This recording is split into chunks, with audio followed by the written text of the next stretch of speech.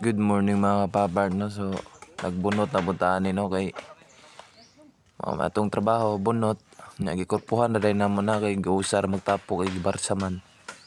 Korpora ming duha na no may nalang ba makapalit pa daw siya gatas. Kita ani pangload ra man niya matik na.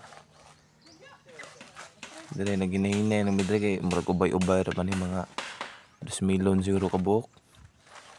Nga alas 9 na. May nagmaapas na muna pero kaya kayo no.